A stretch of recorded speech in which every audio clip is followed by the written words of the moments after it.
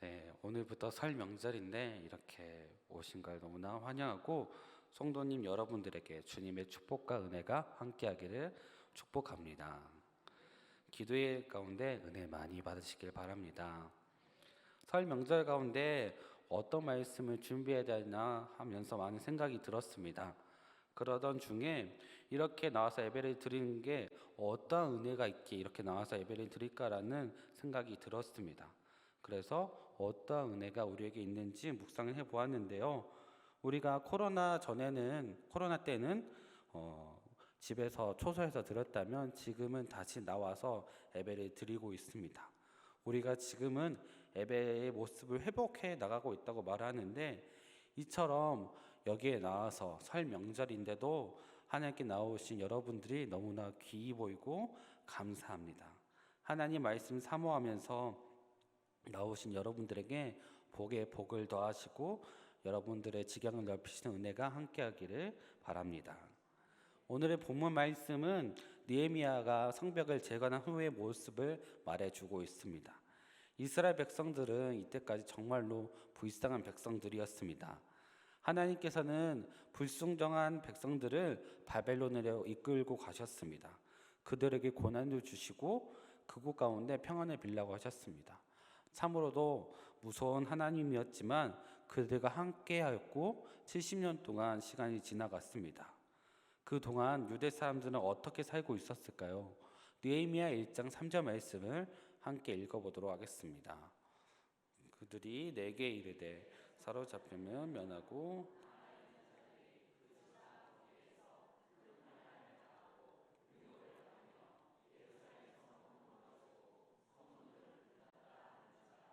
아멘. 그들의 모습은 처참하고 많은 고생이 있었습니다. 다른 민족들에게 멸시를 당하는 민족이 되었습니다. 잿더미에서 무엇을 시작할 수 있냐라고 비난을 듣기도 하였고 그들이 성벽을 쌓을 때 여우가 올라가면 넘어질 성벽이라고 비난까지 받았습니다. 그들의 모습은 너무나 연약하고 힘들어 보였습니다. 하지만 이제 상황은 달라졌습니다. 고난의 시간 70년은 지나갔고 바벨론은 무너졌고 페르시아는 흥하게 되었습니다. 포로로 잡혀오게 했던 바빌론이 무너지고 페르시아의 새로운 왕 고레스는 유다 백성에게 호의를 베풀어 주었습니다. 귀환을 허락하고 성전 건축에 필요한 물자를 제공하였습니다. 성전 기물들도 다 돌려주었습니다. 하나님께서는 그들이 가지고 있던 것을 다 돌려주면서 회복하셨습니다.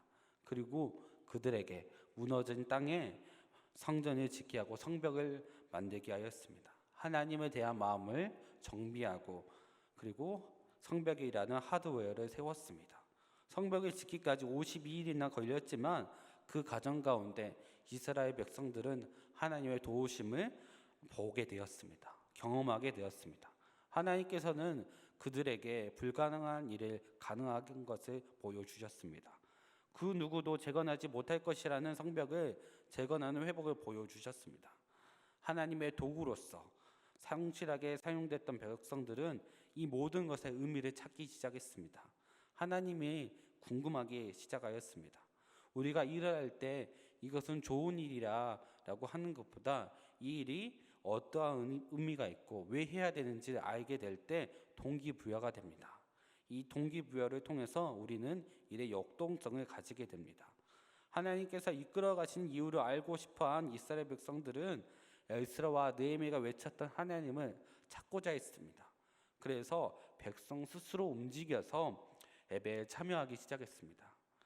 예배는 첫 번째로 자발적으로 참여해야 됩니다. 이스라엘 백성들은 그들의 의무를 찾으며 하나님의 은혜가 이때까지 어떤 것인지 잘 알지 못하였습니다. 그분이 누구인지 알 수 없어서 세상과 많이 타협했을 것입니다. 하지만 그들은 보았습니다. 하나님의 이끄심, 하나님의 놀라운 역사를 눈앞에 보고 그리고 성전과 성벽을 보면서 하나님을 더 알고 싶어 했습니다. 그래서 하나님께 집중하고자 나아갔던 사람들에게 어떠한 일이 일어난 줄 아십니까? 예배의 회복이 일어나고 하나님께서 역사하셨습니다. 요시야 때도 이렇게 회복하는 역사가 일어났습니다. 요시야 왕은 하나님의 보시기에 정직하게 행하는 왕이었습니다. 성경에서 말하는 정직한 왕은 하나님의 보시기에 하나님 앞에서 거짓말하지 아니하고 하나님 앞에서 돌아서지 않는 사람을 말합니다. 하나님 앞에서 잘했다면 세상 사람들에게 얼마나 잘했을 겁니까? 정말 그러한 왕은 정말 아버지처럼 하지 않고 히스기야처럼 행했습니다. 아버지 므낫세 왕은 아합 왕의 길을 따라갔다고 해도 무방한 사람이었습니다. 악한 일에 일삼고 정말 우상들을 숭배하고 악한 우상들과 함께하였습니다. 선한 행위를 했던 히스기야도 잊어버릴 만큼 정말로 악했습니다. 그러한 므낫세를 보고도 요시야는 따라가지 않았습니다. 아버지의 길을 가지 않고 예배에 집중하고 우상을 무너뜨리고 하나님의 전을 수리했습니다. 예배를 드리고자 하는 마음으로 비롯되었습니다. 하나님을 왕으로 통치자로 인정하였습니다. 그리고 성전을 수리하는 와중에 정말로 우연치 않게 율법책이 발견되었습니다. 이때까지 율법책을 잃어버리고 살았던 것입니다. 하나님을 섬기는 백성이라고 하지만 율법책을 잃어버리고 살았으니 얼마나 알고 있었을까요? 하나님께서 명하라고 한 것과 지키라고 한 것을 모르고 살아갔던 것입니다. 그래서 그들은 율법책을 보고 하나님께서 얼마나 진노하고 계시는지 자신들의 죄악을 알고 회개하기 시작하였습니다.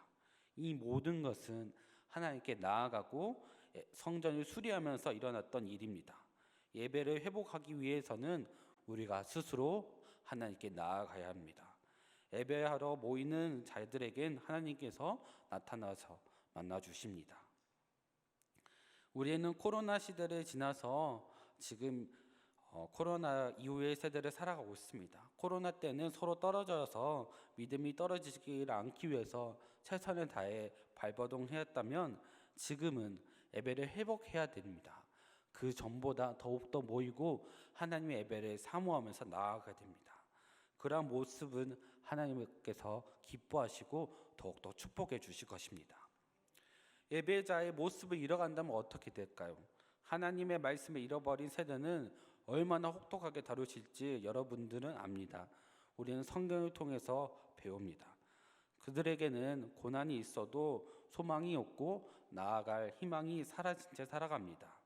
그들이 가지고 있는 희망과 소망은 힘이 없고 희미합니다. 하지만 하나님의 절대적인 진리를 말씀을 알고 가는 사람들은 어떨까요? 하나님의 말씀에 소망을 두고 걸어가는 사람들에게는 그 길이 혹독하고 추울지라도 하나님의 말씀으로 정복해 나갑니다. 그러한 세대가 되시길 바랍니다. 이처럼 하나님의 역사를 경험하게 된 느헤미야와 에스라와 이스라엘 백성들은 누가 뭐라고 하지 않아도 예배하기를 자청하였습니다.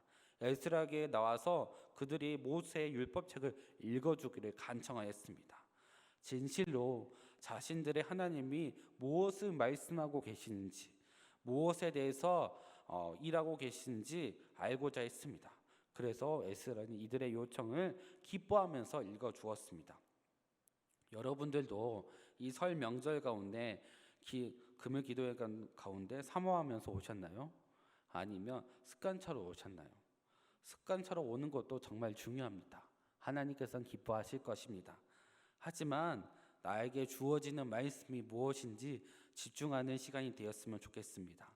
모든 성도가 나에게 주어지는 말씀에 무엇인지 집중할 때 하나님의 회복의 역사가 일어날 것입니다. 그러한 역사가 대강교회의 모든 성도님들에게 있기를 바랍니다. 두 번째로 예배가 나의 예배가 되어야 됩니다. 예배의 언어가 나의 언어로 해석되어지고 하나님을 진심으로 찬양하고 경배하고 예배를 드려야 됩니다. 이 강당에서 울리는 말로 끝나는 것이 아니라 여러분들 말로 번역이 되어서 이해가 되고 진심으로 반응해야 된다는 것입니다. 느헤미야 8장 2절에서 3절 말씀을 읽어보도록 하겠습니다.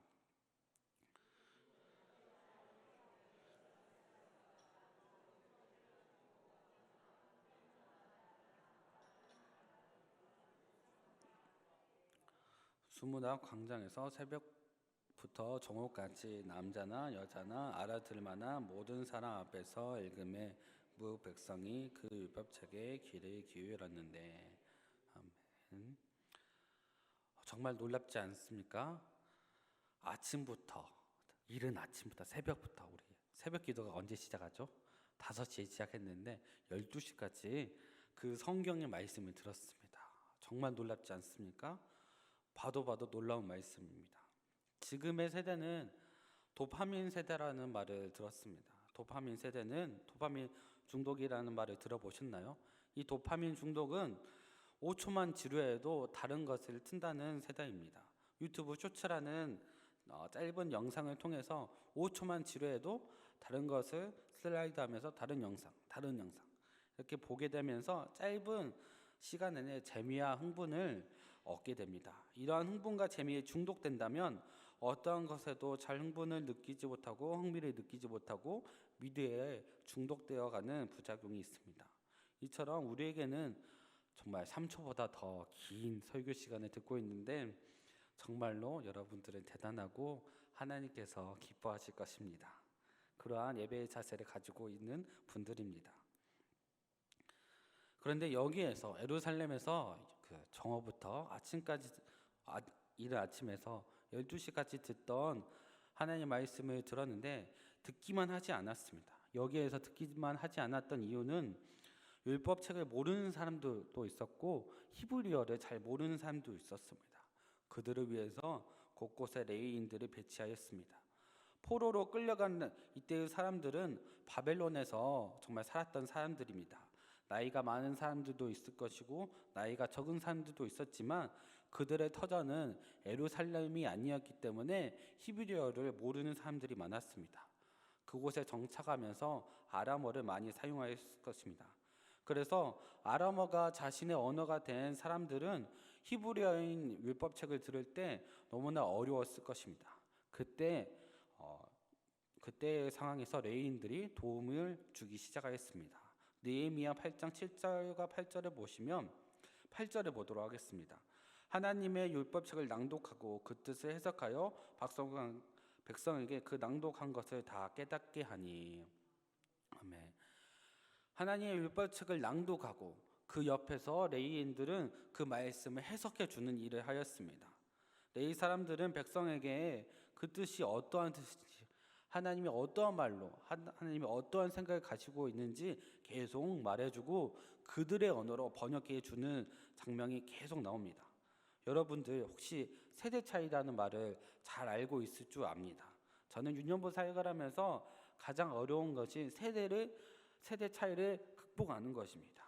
그들이 정말로 무엇을 좋아하고 무엇을 이야기해야 되는지 많은 고민이 필요합니다. 그래서 그러한 세대 차이를 극복하려면 그들과 거리를 좁히고 그들의 알아가려는 노력이 필요합니다. 다가가야 소통이 일어납니다.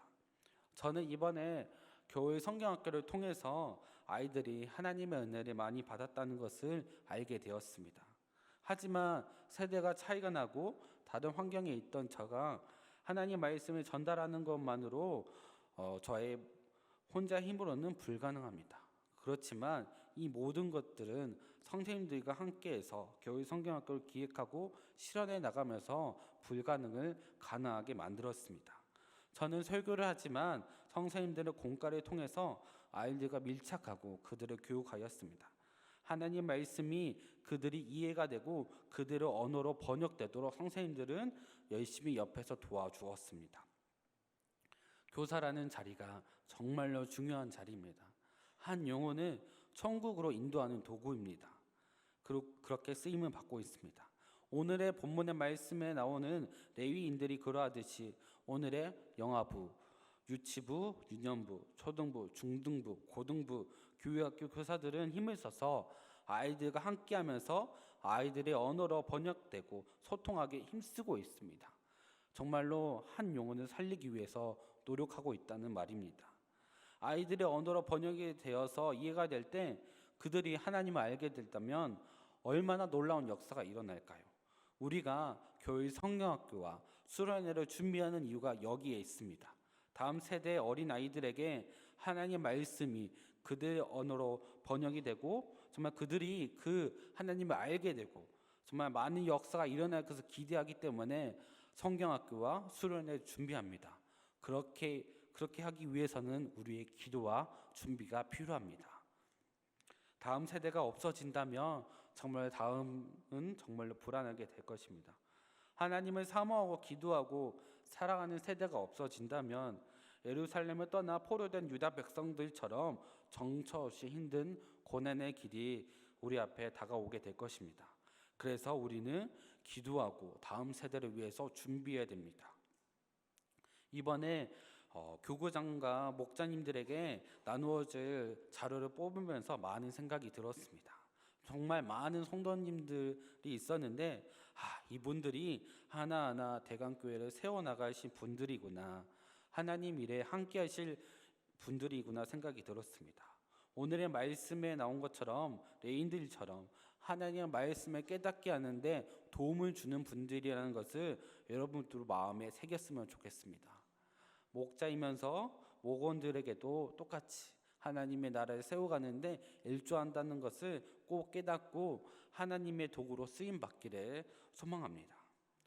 그러나 나의 연약함으로 잘하지 못한다고 해서 절망하지 마십시오. 어려워하지 마십시오. 그 안에서도 하나님께서 도와주시고 사역들이 함께 한다면 못할 사역이 없습니다. 못할 일이 없습니다. 하나님께서는 스스로 모여서 기도하고 하나님께 나오는 자들에게 도와주십니다. 도와주신다고 약속하신 분이기 때문에 두려워하지 맙시다. 하나님께 나아갑시다. 세 번째로, 예배를 통해서 우리는 기쁨을 누리고 우리의 힘을 얻게 됩니다. 예배를 통해서 회개도 하고 돌이키는 역사도 있지만 예배를 통해서 요 안에서 즐거워하며 기쁨을 얻게 됩니다. 레위인의 설명을 통해서 말씀을 깨닫게 되자 백성들이 변화가 있기 시작했습니다. 그들은 흐느껴 울기 시작한 것입니다. 하나님께서 애굽을 탈출하게 한 사실, 그들을 인도한 사실, 그리고 하나님께서 하지 말라고 하였던 죄악들에 대해서 알게 되었습니다. 말씀은 우리의 빛이 되고 우리의 모습을 비춰주는 일을 하게 됩니다. 이러한 일들을 통해서 우리는 죄인을 깨닫게 되었습니다. 말씀을 듣게 되자 이스라엘 백성들은 울기 시작했습니다. 자신의 죄인인 것을 깨닫게 된 것입니다. 그 누가 너희는 죄인이다 라고 하지 않았습니다. 말씀을 통해서 자신의 죄인인 것을 깨닫게 된 것입니다. 이러한 회개의 눈물은 동시다발적으로 일어나게 되었습니다. 한 사람의 울음은 그치지 않고 술렁거리기 시작했습니다.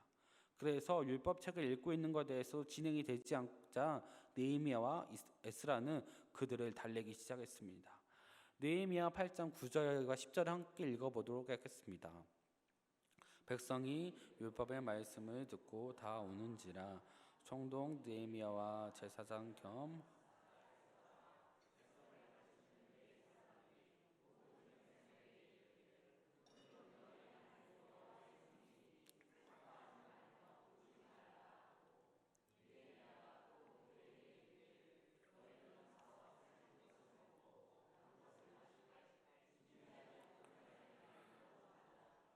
너는 우리의 주의 성일이니 근심하지 말라. 여호와로 인하여 기뻐하는 것이 너희의 힘이라 하고. 아멘.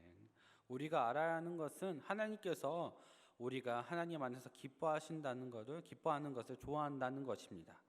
하나님께서는 사랑과 공의와 정의로 다스리기에 잘못한 것을 밝히시고 심판하시지만 그 안에 사랑의 마음이 있습니다.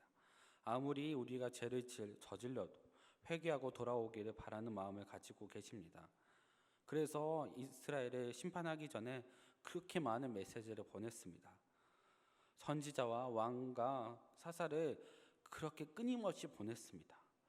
그러한 선지자와 왕과 사사를 보냈지만 그들의 메시지를 듣지 않는 이스라엘 백성들은 심판을 받았습니다. 하지만 하나님께서는 하나님의 말씀을 청종하기를 좋아하고 듣기를 원하는 자에게는 인애와 자비를 주십니다. 그래서 예배에 찬양과 기쁨이 있는 것입니다. 우리가 죄인이기에 죄를 고백하고 회개하는 것도 중요합니다. 그것도 중요하지만 하나님께서는 주 안에 기뻐하라고 하셨습니다. 즐거워하라고 하셨습니다. 하나님께서 인간을 만들 때 이러한 목적으로 하나님 안에서 즐거워하라고 하셨습니다. 우리는 새로운 생명을 얻고 하나님 안에서 영원히 찬양하고 함께 즐겁게 영원히 살아가는데 우리의 목적이 있지 않습니까? 저 천국을 바라보고 있지 않습니까? 그렇기 때문에 예배 가운데 우리는 부활의 기쁨, 생명의 기쁨, 사랑의 기쁨을 느끼면서 예배를 기쁘고 즐거워하기를 바랍니다. 예배를 드리는 이 시간이 하나님 안에서 기뻐하는 시간입니다. 우리의 시간을 내어드리고 하나님께 나아가는 시간이야말로 하나님께서 기뻐하시고 즐거워하십니다. 영육이 회복되고 다시 일어나는 힘을 얻으시길 바랍니다. 하나님의 은혜를 사모하고 나아가면서 은혜 받고 변화하는 성도의 삶을 살아가길 바랍니다. 느헤미야와 에스라는 이 점을 중요시했습니다. 그래서 울지 말고 기뻐하라고 했습니다. 애굽을 탈출했던 것처럼 하나님께서 구원하신 기쁨을 나누며 함께 즐거워하라고 했습니다. 우리에게 주시는 구원의 사실을 기뻐하며 예배를 드리기 바랍니다. 이러한 잔치를 우리만 즐기면 안 됩니다. 많은 사람들을 초대해서 즐기시기를 바랍니다. 오늘의 말씀을 마치도록 하겠습니다. 성전과 성벽을 쌓은 이스라엘 백성들은 자기들이 스스로 돌아와서 하나님의 말씀을 찾았습니다. 하나님의 말씀에 순종하여 모든 일을 이루었고 그에 대한 뜻을 찾고자 하였습니다. 그러한 자들에게 하나님께서는 알려주셨습니다. 예배를 통해서 여호와로 인하여 기뻐하는 것이 우리의 힘이라는 것도 깨닫게 해주셨습니다. 현 시대를 살아가는 우리에게 예배란 어떠한 의미입니까? 예배는 회복의 역사이고 나의 언어로 하나님께 예배를 드리는 것입니다. 이 시간 이 예배를 위해서 여러 사람들이 사명을 다해서 정말 사명 다해 바치고 정말 경건하고 은혜를 넘치는 예배를 위해서 노력하고 있다는 것을 알아야 됩니다. 이 예배의 현장 가운데 우리가 그 노력도 보고 그리고 우리가 함께 기뻐해야 됩니다. 예배하기를 사모하고 하나님 말씀을 듣는 대강교회 성도님들이 되시기 바랍니다. 이러한 예배가 회복될 때 일어나는 역사를 우리가 목도하길 바랍니다. 이러한 역사가 대강교회 50년 동안 역사가 있었고 앞으로의 역사에도 하나님께서 함께하기를 우리가 소망합니다. 이 시간 이제 모여서 하나님의 나라 역사를 써내려가도록 합시다.